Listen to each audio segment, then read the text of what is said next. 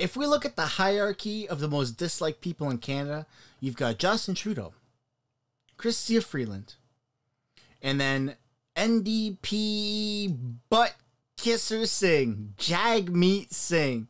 Boy, oh boy. And I've been very open about this before with my predictions that he will turn on the Liberals, even though there's an NDP Liberal coalition, and he will start to badmouth them publicly because he realizes how disliked the Liberals are. He especially realized it when he went to visit his own people. Don't cancel me like Don Cherry. It's not going to work. He went to visit his own community of East Indians, right? And they all heckled him. Where you going, Jagmeet? We got questions for you. And he ran away like a wuss. And so now, finally, we got him bad-mouthing again. The Liberals, openly, just as predicted. That's my service to you. So, welcome back to the video. Like and subscribe if you're not already. And just like Philip DeFranco says, let's just jump into it. Bonjour, good day. At a time when people are really hurting, where they are struggling to put food on the table, Canadians are going hungry, Canadians are worried about losing their homes because of the interest rates that are going up. People can't afford to put gas in their tanks, and they're just really hurting, feeling the pain of the cost of living going up. The finance minister announces a big speech to respond to the needs of people, and we learn that the speech will include entirely re-announcements of previous measures, nothing new to help people right now. In fact, with the current proposals that the finance minister is going to lay out, that the Liberal government's going to announce, the biggest amount, the amount of GST tax credit is going to go up by $7. So families are going to get $7 extra. And not even this year. The indexing is going to happen in future years. People need help now.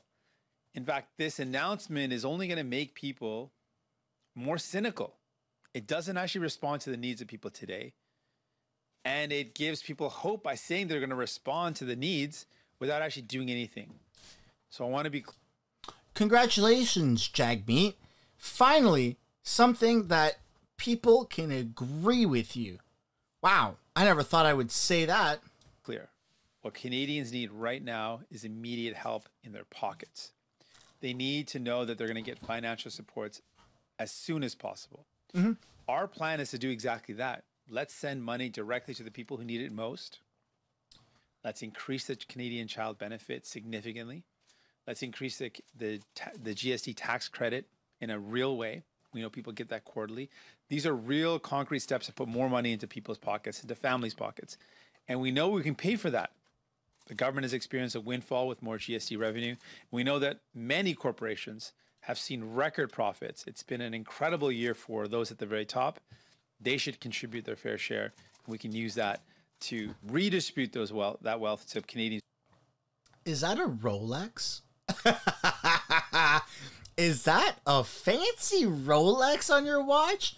A politician whose salary I don't think could be any more than, what, $200,000 a year, has, what, a $25,000 Rolex on his watch? Doesn't seem like it was a good year just for corporations, does it, Jagmeet? Who need it most. Most importantly, we need to help people today. They need to know there's a plan there. They need to know they're going to get help. And that's what we're talking about. And this proposal by the Liberals, the announcement tomorrow, the speech tomorrow, is not going to do anything to really make people's lives better immediately. It's an announcement that's going to happen at Bay Street, where we need people on Main Street to get help. And it's completely disconnected from the real struggles that those Canadians are experiencing right now. Donc, j'ai des grandes inquiétudes parce que dans un moment maintenant. He doesn't even know what the heck he's saying, man. Your perspective on the vaccine mandates first. PSAC said today that they want their members who were unvaccinated and who were put on leave because they were unvaccinated to be reimbursed, essentially to be made whole for that time that they were unpaid, in part because they say for the members who could work from home, it was an unfair mandate rule. Do you believe they should be reimbursed? What's your position? In terms of folks that were unable or were not were not working because they were not vaccinated, absolutely they should be able to get back to work. I think that now that the mandates are no longer in place, the idea of them going back to work is something I support. In terms of the compensation for the time off, that's not something that, that's not a position that we've taken. Our position is that now that the mandates are lifted, that workers should be able to get back to work. Okay, just so I'm clear, you then are supportive of the fact that they were put on unpaid leave and it should remain unpaid. Yeah, our position is that when there was healthcare measures in place, people had the choice to follow those and to continue to work, and those who made the choice not to, that's their choice. And but, there at you this go. Point, if there's no longer Unpopular mandates, they should be able opinion. to get back to work. That's the reason. But people don't like you, Jagmeet, because you're an idiot. You're a fool. You go against logic. You want to talk about numbers? Look, we all see the same numbers you're looking at. You might be seeing dollar bills, which is why you have that expensive of a Rolex on your watch or on your wrist. But everyone else sees the exact same numbers. There's no big conspiracies in Canada. There's not cuckoo heads. There's no tinfoil hats. There's the truth. And then there's the people that suck the teat of the liberals. You suck the teat of the liberals, Jagmeet. I don't know if other colleagues have any other questions, but on C11, the government last night passed several amendments, I think dozens actually, that were not made publicly available before the committee approved those amendments. Did the NDP support those amendments that were not made public in advance, and why? Our position on C11, and I think it's a really important question around how we approach social media. Right now, social media is governed by billionaire tech companies. The algorithm, the choice of what gets seen, what doesn't get seen, is made by those that own the company. So Mark Zuckerberg chooses what gets seen in your feed, what messages get promoted, what algorithm is used to promote some messages or content and to not promote other content. And we have heard very clearly from whistleblowers at Facebook that they incentivize, promote, and use algorithms. He'll listen to whistleblowers at Facebook, but he won't listen to whistleblowers in the health industry who are talking about the virus. Interesting. Seems like that's a bit of a biased perspective. To make divisive, hateful messages and content more prevalent on the platform because it increases engagement. Why would we let social media billionaire companies use their own algorithms that promote hateful messages because they can make more money off of it, they can have more engagement, rather than allow Canadians to have a say in what content is put out, what content is promoted, what content receives greater emphasis? I certainly would rather Canadians have a say, that we have a democratic input into what content is promoted, rather than allowing the social media companies, which have been proven to be promoting hateful messages, allowing misinformation to divide people, and in fact allow people to get radicalized online. They have no it's a free market. That's the beauty of the World Wide Web. It's a free market. Anyone and everyone has equal chance to have the same amount of exposure. Now, how you get exposure is by clicks and by interest. And sorry to say it, Jagmeet, but people aren't interested in you. In fact, more people watch your face through my videos than they watch your face through CPAC. You're welcome. I'm boosting your net worth, unfortunately. In terms of making sure those messages aren't promoted, that they're removed, that divisive and radicalizing messages aren't put on the platform. And so I would far prefer Canadians to have a say on that. But I asked about the secrecy of the fact that the amendments were not made public. Why did the NDP support passing amendments in secret? And so we absolutely believe that Canadians should have a say about what content is promoted, and we do not believe we should allow that to remain in the hands of billionaire companies and billionaire social media companies that only seek to make profit, even if it means divisive messages get promoted. Hey there, Sarah Ritchie with... That's really funny because that's him saying that the Canadian government will do a better job with algorithms than social media companies whose literal only job is to work algorithms. Okay, I would do a better job as a politician than you. So why don't we trade? Why don't you go ahead and you try and fix algorithms? And how about I become leader of NDP? And maybe people will respect NDP a little bit more. Let's do that. I think the people would rather that. The Canadian press, just one more try on that same question because you didn't answer it. Why did the NDP allow those amendments to get put forward in the committee? Why weren't they put forward before the whole House? So again, our position is really clear. On C11, what we want to have happen is that Canadians should have a say in what content is promoted. We don't want social media companies and billionaires to be using their platform to promote divisive, hateful rhetoric, which we know radicalizes Canadians, radicalizes people, and has caused harm to Canadians. We would far rather that decisions around what gets promoted have Canadian input, that we have laws that we are able to actually determine what content is promoted. And we don't want to leave that into the hands of Mark Zuckerberg. We don't want to leave that in the hands of these social media giants that don't have Canadians' interests at heart. And right now, what's going on when you open up your social media platforms, the content that you see is a direct result of these billionaires that choose what they want to see, what they want people to see. It's their choice. I would far rather it be your choice, be Canadians' choice. We have legislation that allows us to decide what is seen, rather than allowing billionaire companies to make that determination. Whose literal only job Getting is an to early do those things. Those are bringing forward. With the agreement that we have, we've been provided with information before it's presented forward. For example, we talked about we've been consulted on things like the mandates. That's an area where we were consulted ahead of time, and we said that if there's a mandate that's supported by evidence, it should remain. If there's no longer evidence for it, we absolutely support it being removed. And so in those circumstances, we have been given a heads up, and we've been able to use our position of power to create influence. And in this case, in the case of the mandates that I gave as an example, we were able to say, we need to have confidence in the institutions, and if there's no evidence for a particular public health order, it should no longer continue. That also applies to different legislation. We've been able to, in a case-by-case basis, get some information where we can have input in the legislation that moves forward. So with regard to the mandates that were ended yesterday, I noted that Minister Algebra talked a few times about different science, that they've seen the science and they're following the science. So have you had the benefit of seeing what science has changed in the last couple of weeks to support the government's move on vaccine mandates? Initially, there were a number of measures that were put in place to incentivize and encourage people to get vaccinated. And as a result, we have a high level of vaccination. Those measures encouraged by public health officials and public health experts encouraged people to get vaccinated. And that's something we supported. When it became clear that that's no longer what was happening, and at this point it's clear that the public health orders and mandates are no longer encouraging increased vaccination, if there isn't any evidence to support a public health order, or if the government can't provide evidence for why it should continue, then those should be ended. And in this case, that's what happened.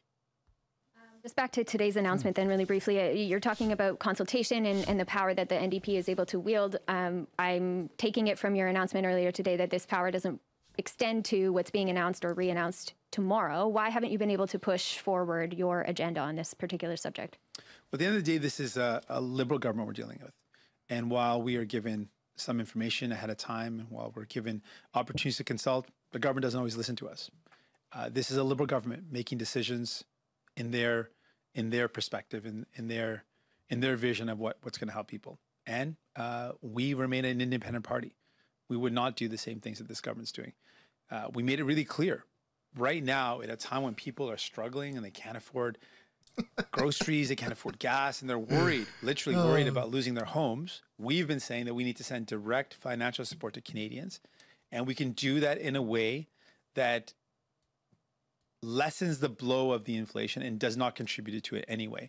We've laid forward clear steps supported by economists of redistributing wealth to those who need it most, putting money directly into pockets of Canadians who are having a hard time paying their bills.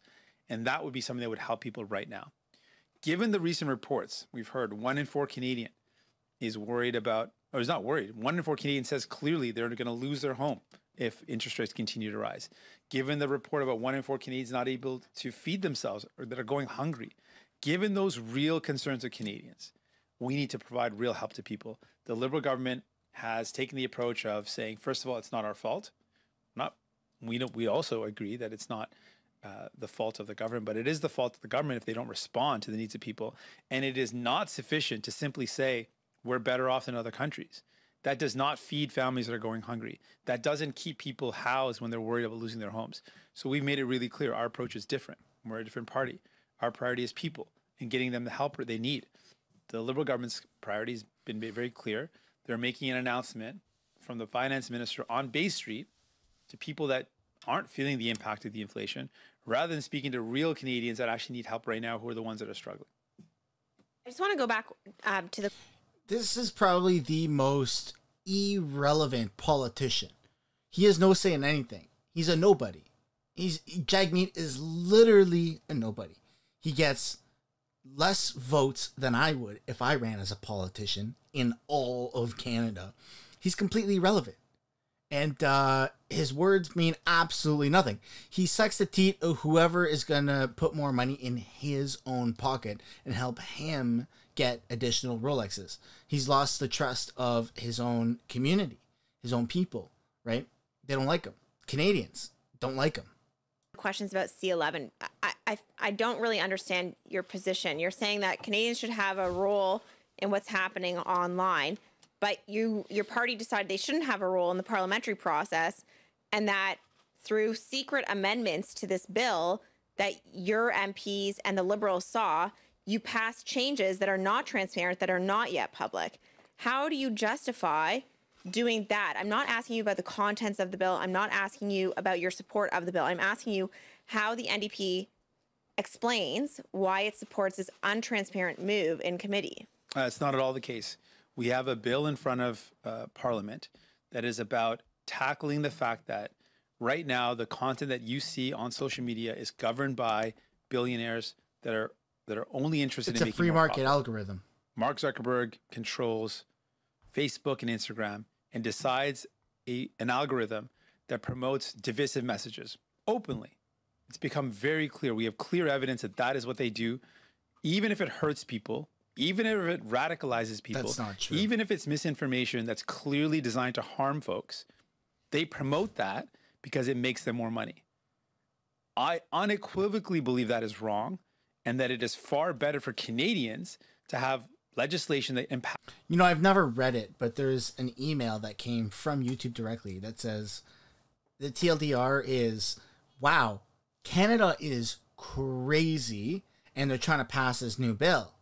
You can click here to fight against this. Here's a list of very big creators that have also openly admitted that they are against this bill, and we are actively, as YouTube, trying to help you as a creator help fight this bill. In other words, your government is crazy, and if you don't do something, you're screwed, and there's nothing we can do to help you. So here we are trying to help you.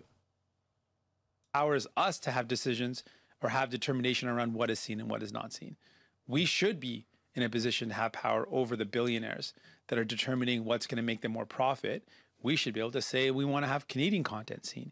We should be able to say that hateful and divisive content should be removed. We absolutely should have that power over billionaires who are just making a profit off of radicalizing, off of hateful, divisive messages that cause harm to society. So there's no question that I firmly believe that we should have that power, the Canadians should have that power, and that's what this bill is about.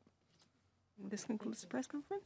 That is factually incorrect. That is disinformation at the highest level, and it would be in YouTube's best interest to remove any words that Jagmeet or Trudeau says. I mean, of course, unless they're on this channel so I can commentate on them and expose them for what they really are.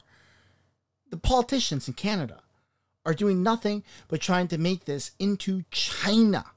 They're trying to have total control over everything. When's the last time the government actually did something really good? I'll wait.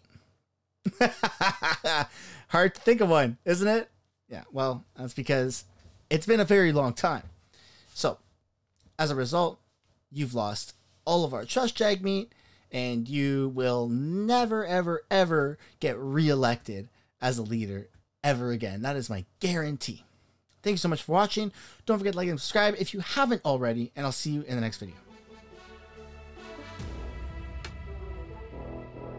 Sorry? I thought I was going to make it through this, but I'm not.